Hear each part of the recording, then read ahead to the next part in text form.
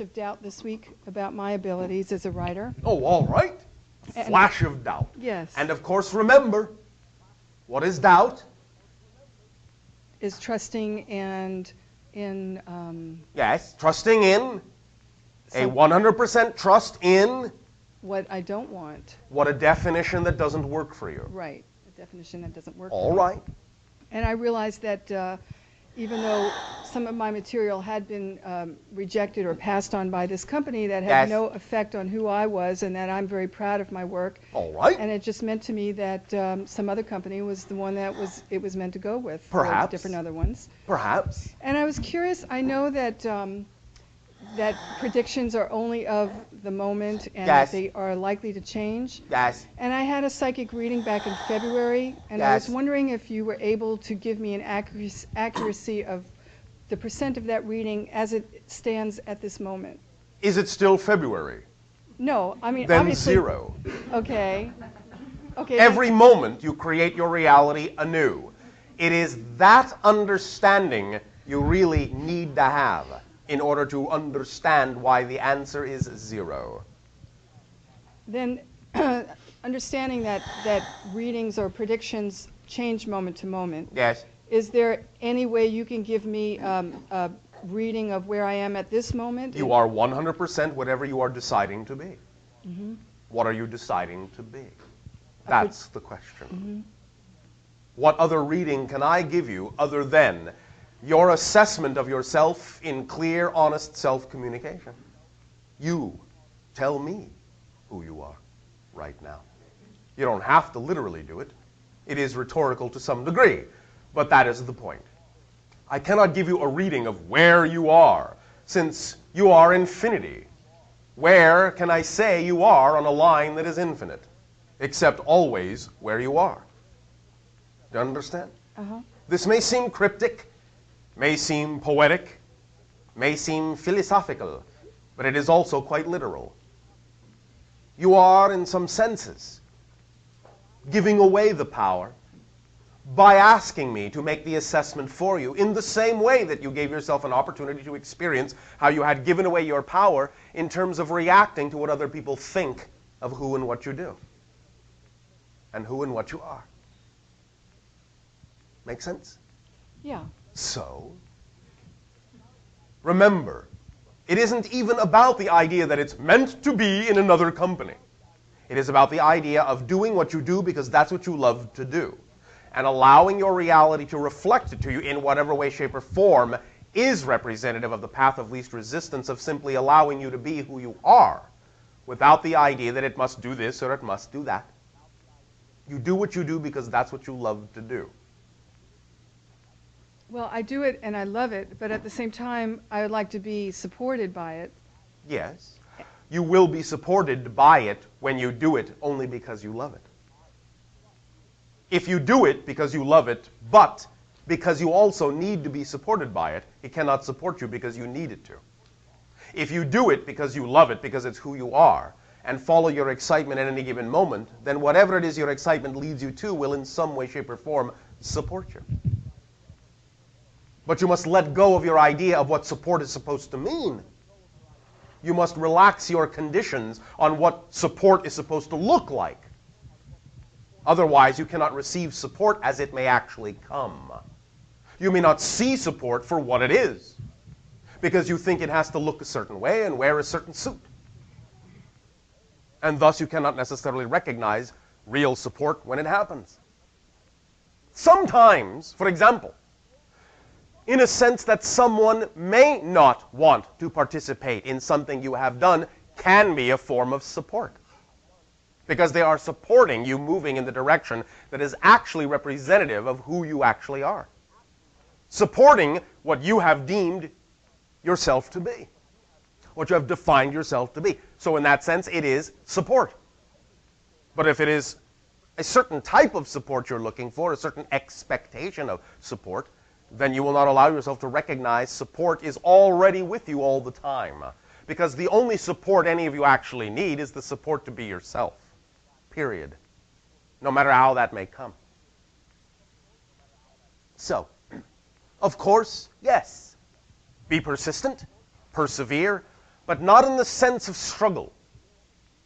The idea, again, at any given moment is to simply make the assessment, am I doing what I really, really, really love to do? Not because of what you think it will get you. Not because of what you think it must do to support you. Simply, do I have any other choice? Is there anything else I would rather be doing? If the answer is no, then just keep doing whatever it is you find most exciting for its own sake. And let your reality guide you without expectation. Do not disappoint yourself from the driver's seat. Reappoint yourself and stay there, no matter what anyone else decides. Do you understand? Yes. Is this helping you? It is, thanks. Yes. Hi, Bashar. Hi. Okay, I wanted to ask you, is that little face on the wall in my bedroom an alien? Define it and describe it. It has, well, the face looks just like, I don't know the name of, I don't know if it's the grays or the hybrids, with the big eyes and the little nose. In what way does this face appear to you? In what manner do you perceive this? What is the nature of the manifestation, is what we are asking. Well, like, it seems like something's watching me or just observing me. Yes. When you say the face on my wall, you are talking about in the bedroom. A phenomenology that is not always there, or something that is always there? Well, it's part always of the been, wall or an energy perception? It's a part of the wall. Physiologically? Yes. Then in that sense, you can understand that as part of the wall, it cannot be what you would call an actual alien. Okay. Nevertheless, it may be that it is triggering in you memories of actual encounters and experiences. Wow. Do you understand? Yes. Because I just noticed it was there just the other day, so I mean, I don't know. That is simply an indication that your mind is now capable of, shall we say in your language, wrapping itself around more conscious awareness and remembrance of experiences that you are having, and therefore it is allowing itself to see in the patterns in your wall something that will remind you that you've had these encounters. Wow. You understand? Yes. Okay. My second question has to do with the very first channeling experience that I sat in on. The next day, I got a really, really dizzy spell. Yes. This is common.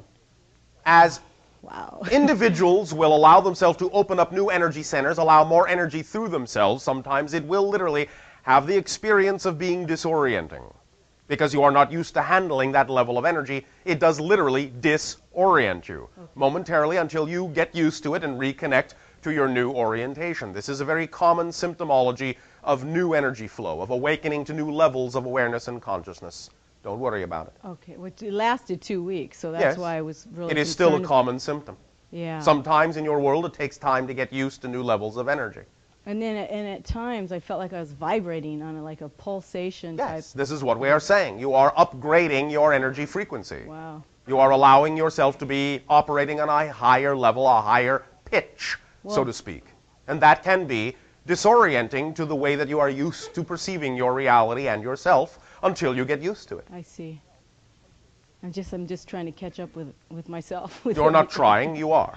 Okay. But yes, in your reality, again, because you think as a society in terms of polarity and dichotomy, then you create a difference, yes, between the idea of the old self and the new self. And that difference you create is what creates the disorientation for however long that lasts. You follow? So yes, euphemistically, yes, you are trying to catch up to yourself, but only because your society teaches you that you have two different selves and that one needs to catch up. Okay. This is just a projected idea, but because you think of it as a real reality, you experience the consequences of thinking of yourself in that way, as an old and a new self that needs to be caught up to. Okay. The more you think of yourself holistically, the more you are willing to change instantaneously, and trusting that all those things are a part of you, the less difference you will create within the idea of yourself, and the less often you will experience that kind of disorientation. You will simply then experience it as revelation, inspiration, instantaneous recognition that you've made a shift. But there will be no disorientation. There will only be elation. You follow? Yes. And? That's great. And what? Anything else? Yes. And? Okay. Third question is, that last relationship that I had with my ex-boyfriend, was that remote viewing he was doing? Because he seemed to know everything that was going on in my life, whether he was physically present or not. This is not so much exactly the idea of remote viewing, although there is an aspect of that there. Okay. Anytime any individuals are connected in vibration, anytime they are, as you would say in your language, on a similar wavelength, you understand? Mm-hmm. Then you will create the same understanding at the same time. You will have the same kind of thoughts at the same time. And that can act as a methodology for allowing one individual to know what another individual is experiencing at that moment. Because you are operating on the same wavelength. It's simply called resonance identification. And in a sense, that is to some degree the secret to remote viewing, in that you have to resonantly identify to some degree with whatever it is you need to see in order to be able to see it. Because what you're doing is creating your version of that image and that experience within your own energy by identifying with it strongly enough to match the frequency of that person, place, thing, location, or what have you. I didn't feel like I was doing it with him, though. So, that doesn't mean he can't do it with you. Mm. He can identify with you, even though you may not necessarily reciprocate. You understand? Yeah. It all has to do with intention and focus and an array of other ideas emotionally. Nevertheless, in a sense, it is like unto the idea of, or can be said to be, a form of remote viewing, but it is not so much viewing as it really is simply junctioning, resonance identification, telepathic bonding, in a sense. You follow? Yes. Simply matching someone's frequency in the same way that you match the frequency of a program on your TV set, and therefore that's the program you see because that is the channel you have tuned to. Okay.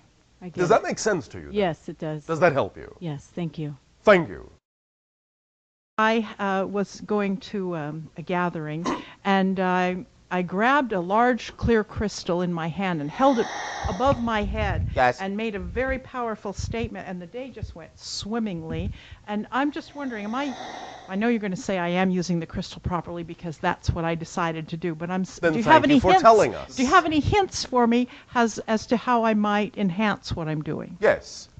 Don't ask. Okay. Just tell. Okay. What you know to be true. I want to tell you something else. Yes. About a year or so ago, I was playing around, having a good time with some sticks and making what I call dream walker kind of sticks. Sticks. And I Yes. put a great purple crystal in the top of one just because I thought it was really pretty, and I had fun doing this. Yes. Well, then recently I've read that I don't know, Atlantis or Lemurian Yes, or yes, some, Atlantis. It how is they a held it recollection out. of things that you were doing in Atlantean times, so to speak, yes. Can I do it again with this object, or do I need a different kind of crystal? You can utilize it to a similar degree and in a similar fashion. It will never be the same because the energy of your world is not the same. Oh. But you can, to some degree, utilize it as a trigger or reflective mechanism to put you in touch with vibrations that will, for, shall we say, lack of a better term, have the same general effect in your reality based on who you chose to be now. Does that make sense to you? Yes, I believe it's very valuable, and I'll enjoy using that. Oh, all Thank right. you. In an area in, I believe it's Arizona, some time ago, I was driving around, and I decided that this red cinder cone mountain was most intriguing to me because most lava is dark, and this is red. I think it's in the Flagstaff area, as I remember. And I was going up this mountain road, and all of a sudden I just had this terrible fear, kind of like in that other mountain pass, and I decided I had to get out of here really fast. Oh, all right. And I'm wondering, my question is, when I experience that sensation, does that indicate to me that there was at some time in my life an experience that has not a pleasant memory, and that's why I'm getting that? Oh, one. Oh, well, I know, but I'm saying when I have that feeling, am I accurate in what I think I'm perceiving? It is not always indicative of an unpleasant experience, no. It can be, in your terms, a recollection of something that you find or label unpleasant. At the same time, it can simply be that you allow yourself to recognize that the particular frequency of energy that symbolizes may be something that is simply, in some way, shape, or form, out of kilter or out of alignment with your own frequency, or actually the reverse. Sometimes something will give off a certain frequency, and because you are out of alignment with it or with yourself, it will amplify the misalignment within you and allow you to have exactly the same kind of feeling, regardless of whether any memory of any so-called incident is attached to it or not. So that could be powerful in telling me that I'm not in alignment with myself. It can be for a number of myself. different reasons, and it's up to your discernment to use it as a tool to meditate on it and see what you get with regard to these ideas or any other idea that might crop up in your imagination as to what that feeling might be from. Always assume that there might be more than one way that that feeling can be generated. And you will then, in those circumstances, allow your imagination to guide you in looking at all the possible ways that such a thing might have come about. And that will give you more insight into all the different aspects and facets of your consciousness. You follow? That's really valuable. I thank you. Because I will again remind each and every one of you that in all likelihood, you will find, relative to the time period you are occupying now in your history, almost anything will in some way, shape, or form at some time have happened to you. You follow? I do. So you can really use these things very multidimensionally in a number of different ways to see many different sides of yourself instead of simply assuming that it only has one causative angle. Okay. Follow? Yes. Then that sort of knocks out my next question. Why, thank you. Okay. Well. Then thank you. Thank you for a wonderful time. You! Good day. Good day, Bashar. You are number 2. Male, you know who you are. Male. Yes. There. Hello, Good day. Bashar. My question is in regards to remote viewing. Yes. Could you describe in detail how remote viewing works? Did I not just do that a moment ago? Not to my satisfaction, Oh, no. all right. Also, can you tell me if remote viewing will eventually or shortly evolve to be used effectively without the use of the written protocols? Second question first, yes.